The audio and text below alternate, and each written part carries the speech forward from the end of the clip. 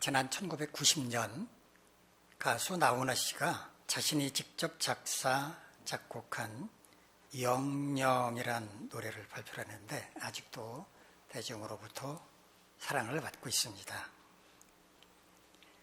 잊으라 했는데, 잊어달라 했는데, 그런데도 아직 난 너를 잊지 못하네. 어떻게 잊을까? 어찌하면 좋을까? 세월 가도 아직 난 너를 잊지 못하네. 아직 나는 너를 사랑하고 있나 봐.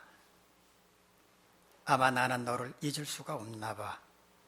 영원히 네가 사는 날까지, 아니 내가 죽어도 영영 못 잊을 거야.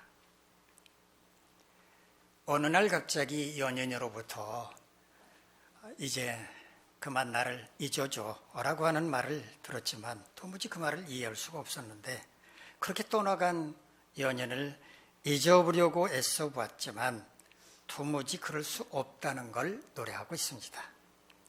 이제는 세월이 흘러서 잊혀질 법도 한데 아직도 연인을 잊지 못하고 가슴앓이를 하고 있는 모습을 섬세하게 잘 그려내고 있습니다. 얼마나 사랑했으면 세월이 흐른 지금까지도 당신이 살아있는 동안, 아니 내가 죽는 그 순간까지 잊지 못할 것 같다고 고백을 하고 있을까요? 사랑의 반대말은 잊혀지는 거다라는 말도 있던데, 얼마나 사랑하면 영영 잊을 수가 없는 걸까요? 이처럼 한때 사랑했던 연인을 영영 잊지 못하는 것은 그리움에, 안타까움에 가슴이 아플지는 모르겠지만 그래도 아름다웠던 그때를 추억하는 건 행복하지 않을까 생각합니다. 그런데 우리에게는 이런 아름답고 행복한 추억만 있는 것은 아닙니다. 때로는 생각하는 것조차 끔찍한 기억도 있습니다. 그때만 생각하면 지금도 감정이 고조되고 분노가 치밀어 오르는 그런 기억도 있습니다. PTSD라고 하는 말 한 번쯤은 들어보셨을 텐데요. 의학 용어입니다. Post Traumatic Stress Disorder. 앞 글자를 따서 PTSD라고 부르는데 말 그대로 번역을 한다면 정신적인 외상 후 스트레스 장애라는 뜻입니다. 보통 일상적인 삶에서는 경험하지 못하지만 천재지변, 화재, 전쟁, 신체적인 폭행, 고문, 학대, 자동차나 항공기나 기차, 선박 등에 의한 대형 사고 등을 겪은 뒤에 나타나는 증상을 가리키는 말입니다. 사람마다 다르지만 충격적인 사건을 경험한 후에 수개월 또는 수년이 지나서도 나타날 수 있다고 합니다. 그런데 아무리 충격적인 사건의 당사자였거나 아니면 그런 충격적인 사건을 곁에서 지켜본 사람이라고 하더라도 그걸 쉽게 잊어버릴 수 있다면 PTSD는 생기지 않을 것입니다. 정신적으로 건강한 사람이라면 그러는 게 맞습니다. 하지만 그 충격적인 장면을 도무지 잊지 못해서 날마다 악몽을 꾼다거나 일상으로부터 자꾸 도망치려고 한다면 그건 치료가 필요한 상태라고 봐야 할 것입니다. 가끔 치매에 걸려서 아주 천진난만하게 행동하는 분들을 보면 저분들은 참 행복하게 하루하루를 살아가겠구나라는 생각을 합니다. 지켜보는 가족들은 물론 안타깝겠죠. 그러나 본인은 그저 현재에 만족하면서 살아가니까 얼마나 행복할까요? 러시아 모스크바에서 신문기자로 활동하던 솔로몬 베니아미노프 세르셉스키, 러시아 사람들은 이름이 길어요. 19세기에서 20세기 중반에 걸쳐서 살았던 이 사람은요, 자신에게 있었던 모든 것을 전부 다 기억했다고 합니다. 미스터 메모리라고 하는 별명으로 불리면서 기네스북에도 오른 세계 최고의 기억력 천재였다고 합니다. 복잡한 수학 공식은 물론이고요, 아무 의미도 없는 어떤 음절 이런 것도 다 외웠고 10년이 지난 뒤에도 몇 년, 몇 월, 며칠, 몇 시에 무슨 말을 들었는지까지 죄다 기억했다고 합니다. 그러나 그는 시간이 지날수록 고통스러워했다고 합니다. 결국 그는 정신병원에서 생을 마감했다고 합니다. 누가 처음으로 한 말인지는 모르겠지만 망각은 하나님의 은혜요 축복이라고 한 말이 떠오릅니다. 오늘은 본문의 말씀을 통해서 잊어버리는 게 하나님의 은혜라는 걸 생각해 보려고 합니다. 이 시간 말씀을 통해서 깨달음의 은혜가 있기를 바랍니다. 오늘 본문은 요셉에 관한 이야기인데 잠시 요셉의 파란만장한 인생에 관해서 간단히 말씀드리겠습니다. 야곱의 12아들 가운데 11번째로 태어난 요셉. 요셉은 아버지로부터 아주 특별한 사랑을 받고 자랍니다. 창세기 37장을 보면 요셉에 관한 기록이 있는데요. 노년에 얻은 요셉을 야곱은 무척 사랑했다라고 기록하고 있습니다. 그런데 야곱이 노년에 얻은 아들은 요셉뿐이 아니거든요. 요셉의 동생도 있습니다. 베냐민이라고는 요셉의 동생도 있는데 야곱은 베냐민이 아니라 막내가 아니라 요셉을 특별히 사랑했다고 성경은 기록합니다. 대개 아들이 쭉 있으면 그 가운데 어떤 아들을 사랑하게 됩니다. 막내 아들을 아버지는 사랑하게 되는데 야곱은 막내 아들 베냐민이 아니고 요셉을 사랑했다고 성경은 말합니다. 그런 걸 볼 때 요셉은 어려서부터 아마 남다른 면이 있었던 것으로 보입니다. 야곱은 요셉에게 채색옷을 입혔다고 말합니다. 채색옷이란 이렇게 알록달록한 무늬가 있는 조각을 이렇게 이어서 만든 소매가 긴 옷을 가리키는데요. 그 시대에 야곱이 살아가던 그 시대에 색깔이 있는 옷을 입는다고 하는 것은 굉장히 귀한 일이었는데 야곱이 아들 요셉에게 그런 옷을 입혔다는 겁니다. 그러니까 요셉은 얼마나 야곱의 편애를 받고 자라는지를 알 수가 있습니다. 이런 아버지의 사랑에 힘입어서 요셉은 형들의 잘못을 아버지에게 일일이 말하는 그런 역할을 하게 됩니다. 아마 아버지의 사랑을 독차지하다 보니까 아버지가 뭘 좋아하는지 이런 걸 보고서 형들의 얘기를 하면 좋아하더라. 이래서 아마 형들의 잘못을 말해주는 걸로 그렇게 아버지의 사랑을 보답했을 것이라고 생각합니다. 요셉이 형들 입장에서 한번 생각을 해봅시다. 아버지로부터 특별한 사랑을 받고 있지. 거기다가 자기들 잘못을 일일이 고자질까지 하지. 아마 노래 가시와 같았을 것입니다. 결국 요셉은 어느 날 아버지의 심부름으로 형들이 양을 치는 곳에 찾아갔다가 형들에 의해서 애굽의 노예로 팔려가고 말았습니다. 물론 형제들은 집에 돌아와서 거짓말을 하죠. 동생이 야생 동물들한테 잡혀서 죽었습니다. 그러면서 피가 묻은 이 옷자락을, 찢긴 옷자락을 아버지 야곱에게 보여줍니다. 거짓말을 철저하게 천연덕스럽게 하는 겁니다. 아버지로부터 특별한 사랑을 받으며 자라던 요셉, 17살의 어린 나이로 애굽 왕실의 친위 대장, 그러니까 지금으로 보면 경호실장 정도인 모디발이라고 하는 사람의 집 노예로 팔려갑니다. 아버지의 사랑을 독차지하며 왕자처럼 살아가던 요셉은 졸지에 노예 신분으로 전락해서 허드렛 일이나 하게 되었습니다. 하지만 하나님께서 요셉과 늘 함께 하셨기 때문에 요셉은 절망하지 않았습니다. 노예 신분에 적합하게 행동하게 되었고 주인에게 인정을 받아서 그 집안 모든 일을 다 도맡아서 하게 됐습니다. 그런데 보디발의 아내가 요셉을 유혹하기 시작합니다. 남편이 출근하고 난 다음에 집안에 노예와 함께 있는 시간이 길었기 때문에 유혹할 기회도 그렇게 더 많았을지도 모르겠습니다. 아마 그걸 볼 때 요셉은 인물이 제법 출중한 사람이었던 것으로 보입니다. 노예치고는 인물이 괜찮다라고 생각한 보디발의 아내, 노골적으로 요셉에게 치근덕댔지만 요셉은 주인 보디발에게 해서는 안 될 짓이라고, 하나님께서 지금 지켜보고 계시는데 그렇게 할 수 없다고 거부를 합니다. 노예라고 만만하게 보고 유혹했다가 뜻을 이루지 못하게 되자 자존심이 상한 보디발의 아내, 노예 주제에 주인은 자기를 우습게 여겨서 유혹했다라는 누명을 뒤집어 씌워서 요셉을 감옥에 가두고 말았습니다. 이쯤 되면 절망할 법도 하잖아요. 그런데 요셉은 감옥 안에 들어가서도 낮은 자리로 내려가서 섬기는 일을 앞장서서 합니다. 그래서 간수장, 감옥의 최고 우두머리는 요셉에게 감옥의 모든 일들을 또 다 맡깁니다. 요셉이 갇힌 감옥은 왕실의 고위 관료들을 가두는 곳이었는데 어느 날 왕의 신복이었던 두 관료가 감옥에 들어옵니다.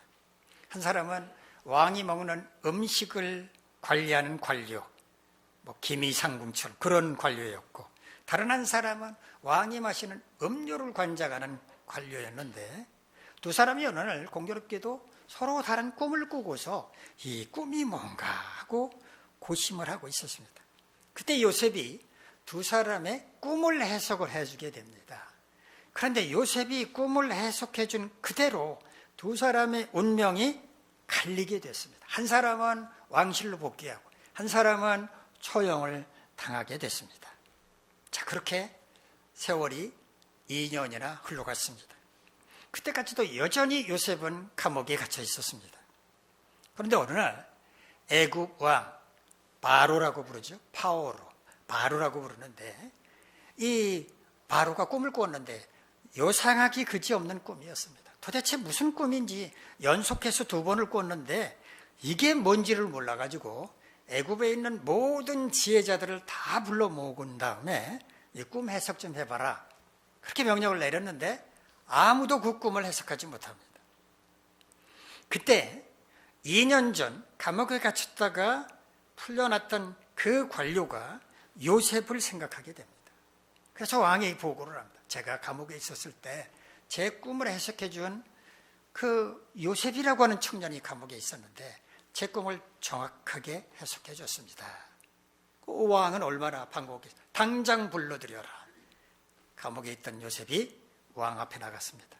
그리고 바로의 꿈을 명확하게 명쾌하게 해석을 해줬습니다. 바로가 얼마나 기뻤겠습니까? 가려운데 긁어주는 것처럼 요셉은 꿈 해석뿐만 아니라 이런 꿈이고 이 꿈에 대한 대책은 이겁니다까지 척척 꿈을 아주 질서정연하게 해석까지 대책까지 제시해 줬습니다.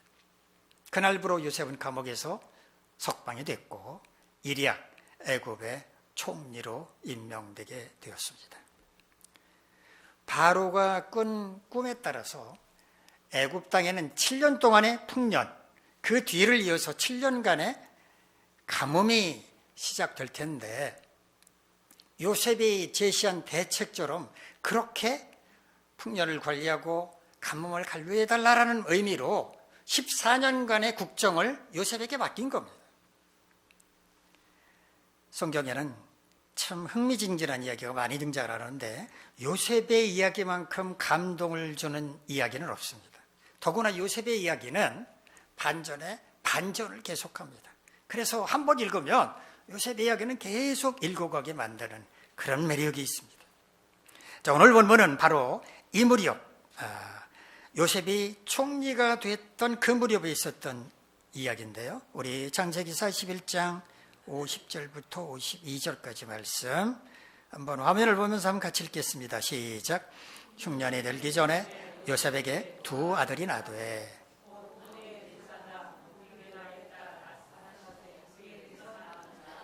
요셉이 그의 장남의 이름을 므낫세라 하였으니 하나님이 내게 내 모든 고난과 내 아버지의 온 집 일을 잊어버리게 하셨다 하며 차남의 이름은 에브람이라 하였으니 하나님이 나를 내가 수고한 땅에서 번성하게 하셨다 하였더라. 흉년이 들기 전이라고 말하는데 흉년이 들기 전이라는 말은 7년간의 풍년이 있었을 때라는 의미죠. 자, 요셉은 30살의 총리가 됐습니다. 총리가 되자마자 결혼을 하게 되는데요. 온의 제사장이었던 모디베라의 딸 아스낫과 결혼을 했습니다. 둘이 눈이 맞아가지고 결혼한 건 아니고요. 바로가 중매해준, 바로가 점지해준 대로 결혼한 소위 정략 결혼과 같은 그런 것이었습니다. 당시 애굽에서 제사장은 왕의 복음과는 영향력을 행사할 수 있는 그런 위치에 있었습니다. 노예 신분이었던 요셉은 애굽의 최고의 지위와 권력을 자랑하던 제사장 가문의 사위가 된 것입니다. 오늘 본문은 요셉과 그의 아내 아스낫 부부 사이에서 두 아들이 태어난 것을 소개하는 내용입니다. 맏아들을 낳고 그 이름을 므낫세라고 불렀는데, 므낫세는 무슨 뜻인가? 하나님께서 자신의 모든 고난과 아버지의 온 집 일을 잊어버리게 하셨다라는 뜻이라고 말합니다. 우리나라에서도 아이가 태어나면 어떤 의미를 담아서 이름을 지어주잖아요. 여러분의 이름도 다 그렇잖아요. 무슨 의미가 있죠. 제 이름 같은 경우는 밝을명 홀규다. 그러면은 밝은 홀이 되라. 뭐 이런 지도자가 갖고 있는 지시봉을 홀이라고 하는 그런 의미를 다 갖고서 이름을 짓습니다. 이스라엘도 똑같습니다. 이스라엘의 모든 사람의 이름에는 다 의미가 담겨져 있습니다. 둘째 아들이 태어나자 그 이름을 에브라임이라고 불렀는데, 에브라임은 하나님께서 자신이 수고한 땅에서 번성하게 하셨다라고 하는 의미라고 말합니다. 젊은 남녀가 결혼하면 신체적으로 별 이상이 없는 한 아이를 낳게 되고, 아이를 낳으면 이름을 지어주는 건 당연한 일인데, 왜 제가 오늘 본문의 말씀을 여러분께 소개해드리는지 아마 궁금하실 겁니다. 요셉의 두 아들 이름에는 특별한 의미가 있었기 때문입니다. 다시 말하면 요셉이 애굽에서 살아온 지난날들을 두 아들의 이름을 통해서 드러내고자 했다라는 말입니다. 장남의 이름이 므낫세, 하나님께서 자신의 모든 고난과 아버지의 온 제비를 잊어버리게 하셨다라는 뜻이라고 말했습니다. 이게 무슨 의미였겠습니까? 아버지로부터 특별한 사랑을 받고 자라는 그가, 요셉이 형제들의 시기와 질투로 졸지에 노예로 팔려가게 되었습니다. 말도 통하지 않는 낯선 땅 애굽에 덜렁 혼자 떨어져서 생존해보지 않은 허드렛 일을 하며 살아야 했습니다. 얼마나 기가 막혔을까요? 얼마나 억울하고 분했겠습니까? 또 얼마나 고향집이 그리웠겠습니까? 그러나 그의 곁에는 그를 도와줄 사람은 아무도 없었고 오직 하나님 한 분밖에 없었습니다. 그는 기가 막힌 억울함과 분함과 그리움을 어떻게 견뎠겠습니까? 하나님께서 그 모든 걸 잊게 해주셨기 때문이라는 겁니다.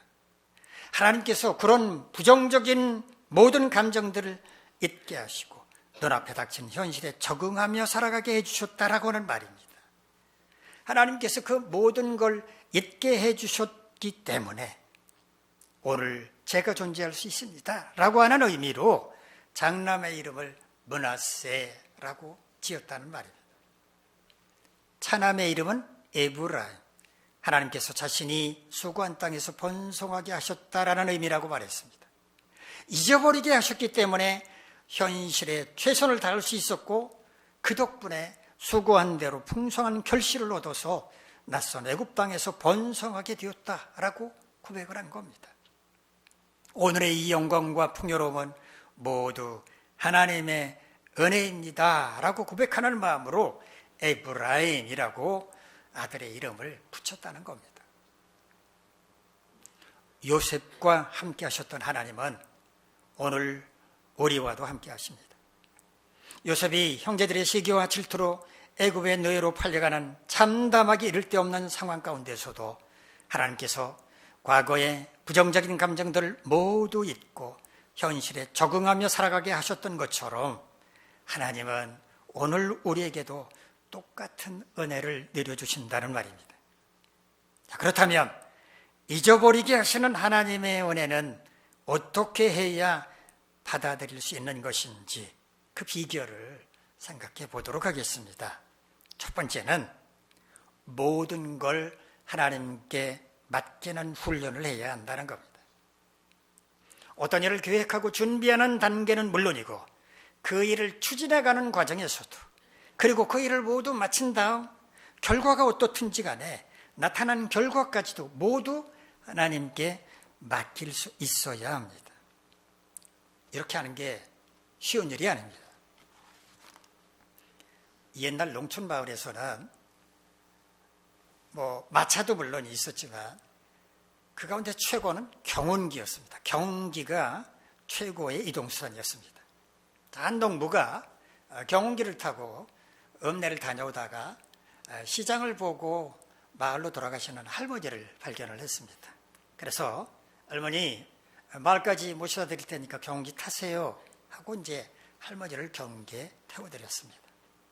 할머니는 고맙다고 말하면서 경운기에 올라탔는데 경운기를 운전하고 가던 농부가 백미러를 통해서 뒤를 보니까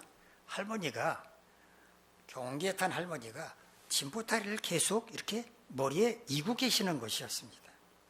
그래서 잠시 경운기를 멈춘 다음에 뒤를 돌아보고 말했습니다. 할머니, 아니 그 짐보따리를 왜 내려놓지 않고 머리 이고 계시는 거예요? 하고 여쭤봤더니 할머니가 이렇게 대답을 하시더라 합니다. 아이고, 경운기 얻어 탄 것도 감지덕지인데 이 짐까지 내려놓으면 어떡하겠어요? 그냥 그래서 내가 짐을 지고 있는 거예요. 이렇게 말하더라고요. 할머니는 짐을 본인이 지고 있으면 이 짐만큼은 경운기 부담을 안 준다고 생각을 해서 그렇게 이고 있었던 겁니다. 하나님께 모든 걸 맡긴다고 말하면서도 이 할머니처럼 여전히 자기 문제를 손에 움켜쥐고 계속 고통 가운데 헤매는 사람들이 있습니다. 하나님 앞에 나와서 열심히 울고 불고 떼를 쓰고 기도하면서 돌아갈 때는 아이고, 문제 도로 가지고 가야지. 주섬주섬 자기 문제 챙겨가지고 다시 집으로 가. 그러니까 그 문제는 여전히 자기 것이 되는 겁니다. 하나님께 맡기지를 못하고 자기가 그냥 계속 지고 있는 겁니다. 하나님께 맡긴다고 하는 것을 잘 설명해 주는 말씀이 있는데요. 베드로전서 5장 7절 말씀입니다. 너희 염려를 다 주께 맡기라. 이는 그가 너희를 돌보시니라. 표준 세번역 성경으로 다시 한번 보시기 바랍니다. 여러분의 걱정을 모두 하나님께 맡기십시오. 하나님께서는 여러분을 돌보고 계십니다. 그런데 맡긴다라고 하는 이 말, 헬라어, 그리스어 원어를 보면 에피립토라고 하는 말입니다. 에피립토라고 하는 말은 무슨 뜻인가 하면 위로 던진다는 뜻입니다. 위를 향해서 던지다, 혹은 옷을 벗어버리다, 맡겨버린다, 이런 의미의 말입니다. 또 돌본다라는 말은요, 헬라어 멜로라는 말을 번역을 한 건데 관심의 대상이 되다, 관심을 갖다, 돌본다, 이런 뜻입니다. 그러니까 이 말씀을 원문에 충실해서 여러분 이해하기 쉽게 번역을 해보면 이런 뜻입니다. 여러분의 근심과 걱정거리를 하나님께 던져버리십시오. 왜냐하면 그럴 때 하나님은 그 문제에 관심을 갖고 우리를 돌보시기 때문입니다. 우리의 모든 걸 하나님께 맡긴다는 것은 바로 이런 의미입니다. 우리가 계속 손에 쥐고 있으면서 제발 이것 좀 해결해 주세요 라고 하나님께 매달리면 하나님은 그 문제에 대해서 관심을 갖지 않으신다는 겁니다. 왜냐하면 우리가 계속 붙들고 있는 우리의 문제이기 때문입니다. 하지만 우리의 문제를 하나님께 던져버리면, 확실하게 하나님께 맡겨버리면 그 순간부터는 우리의 문제가 아니라 하나님의 문제가 되기 때문에 하나님께서 관심을 갖고 해결하신다는 겁니다. 이렇게 하나님께 맡겼는데 어떤 결과가 나타났습니다. 그러면 그 결과는 누구 책임일까요? 우리 책임? 나는 확실하게 하나님께 맡겼기 때문에 그 결과에 대한 책임은 하나님께 있는 겁니다.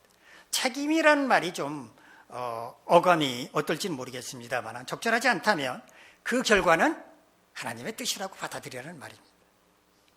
성공이든지 실패든지 잘 되었든지 그렇지 못하든지 그건 하나님의 뜻이라고 받아들이라는 것입니다.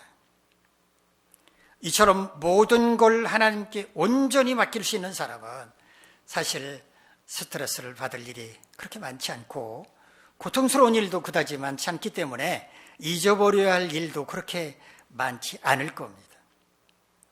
제가 훈련이라고 하는 표현을 썼는데요. 이건 정말 훈련이 필요합니다. 자기의 문제를 하나님께 맡기는 건 하루아침에 되지 않습니다. 그러나 그런 습관을 자기 것으로 삼는다면 우리는 잊어버리게 하시는 하나님의 은혜를 누리며 살아갈 자격이 충분하다고 할 수 있겠습니다. 두 번째, 하나님께서 항상 나와 함께하고 계신다고 하는 것을 확신해야 합니다. 아버지의 특별한 사랑을 받으며 자란 요셉이 어느 날 갑자기 낯선 애굽 땅에 노예로 팔려갔습니다. 혈혈 단신으로 그 모든 외로움과 고통을 견뎌야만 했으니 얼마나 절망적이었겠습니까? 그런데 요셉은 수렁과도 같은 그 과정을 노건히 극복하고 마침내 애굽의 제2인자 자리까지 오를 수 있었습니다. 요셉은 어떻게 그 질곡을 벗어날 수 있었을까요? 하나님께서 그와 함께 하셨기 때문입니다. 좀 더 정확하게 표현한다면 요셉은 하나님께서 언제나 자신과 함께하고 계신다는 걸 확신했기 때문입니다. 그래서 보디발의 아내의 노골적인 유혹에도 넘어가지 않았고 긴 감옥 생활도 견딜 수 있었던 것입니다. 살다 보면 아플 수도 있습니다. 어려움도 만날 수 있습니다. 때로는 믿는 도끼에 발등을 지키는 배신도 당하고 어처구니없는 손해도 당하고 자존심 상하는 일도 겪을 수 있습니다. 그런 일 하나하나를 곱씹으면서 억울해하고 불안해하고 두려워한다고 그게 무슨 유익이 되겠습니까? 나쁜 기억은 빨리 잊어버리는 게 상책입니다. 어떻게 잊을까요? 언제나 하나님께서 우리와 함께하고 계시는데 뭘 염려하십니까? 잊어버리게 해달라고 기도하면 됩니다. 기도해도 안 되더라고요. 얼마나 기도해 보셨습니까? 일주일? 열흘? 한 달? 끝까지 기도해 보십시오. 끝까지가 언제입니까? 응답 받을 때까지가 끝까지입니다. 세상에 응답되지 않는 기도는 없습니다. 다만 그 기간이 기냐 짧으냐의 문제가 있을 뿐입니다. 하나님은 저 높은 하늘 구정궁궐에 계신 분이 아니라 언제나 우리와 함께 하시는 분임을 확신한다면 우리는 잊어버리게 하시는 하나님의 은혜를 누리며 살아갈 자격이 충분합니다. 세 번째, 과거에 얽매이지 말고 아직 오지 않은 미래를 염려하지도 말고 오직 눈앞에 있는 현실에 집중하고 최선을 다해야 합니다. 티벳 속담에 이런 말이 있다고 하네요. 걱정해서 걱정이 없어진다면 걱정이 없겠네. 참 재미있는 말이죠. 걱정한다고 걱정이 없어질 리가 없다는 거죠. 걱정은요, 대부분 쓸데없는 것들입니다. 사람들은 뭘 걱정합니까? 이미 지나가 버린 것을 걱정합니다. 지나가 버린 거 걱정해봐야 무슨 유익이 있습니까? 부질없는 겁니다. 또 아직 오지 않은 미래에 대해서 걱정을 합니다. 그 또한 쓸데없는 짓입니다. 마태복음 6장 34절에는 이런 예수님의 말씀이 있습니다. 그러므로 내일 일을 위하여 염려하지 말라. 내일 일은 내일이 염려할 것이요 한날의 괴로움은 그날로 족하니라. 내일은 미래입니다. 재미있는 이야기입니다만 꼬마가 아빠한테 내일이 언제냐고 물어봤다고 하죠. 내일은 하룻밤 자고 나면 그 다음 날이 내일이야. 이 꼬마는 내일이 궁금해가지고 하룻밤 자고 난 다음에 아빠한테 또 물어봤어요. 아빠, 오늘이 내일이야? 그랬더니 아빠가 말합니다. 아니, 내일은 하룻밤 자고 나야 내일인데 내일은 영원히 오지 않는 미래입니다.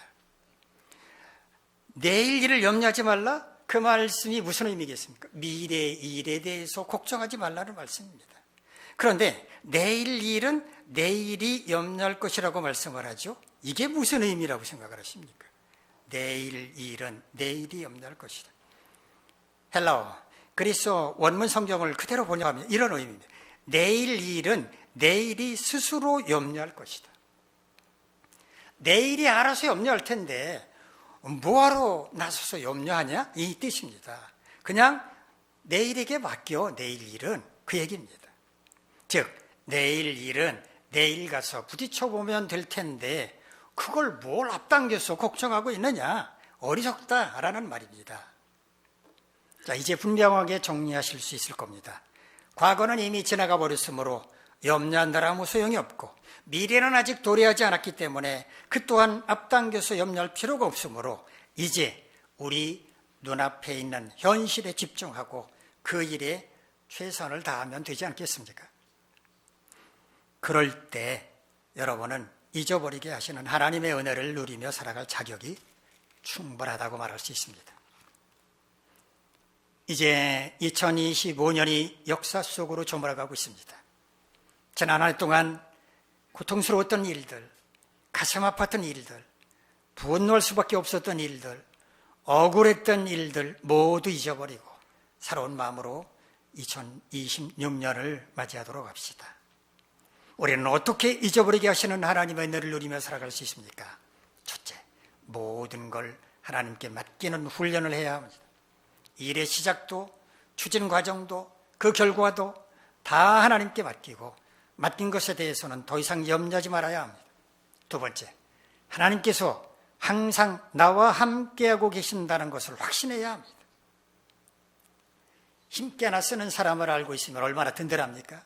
그런데 하나님이 보통 분이십니까? 온 우주 만물을 창조하시고 섭리 가운데 다스리시는 분이십니다. 우리 인생의 주인이시며 주관자가 되십니다. 그런 분이 언제나 나와 함께하고 계시는데 염려할 게 뭐가 있겠습니까?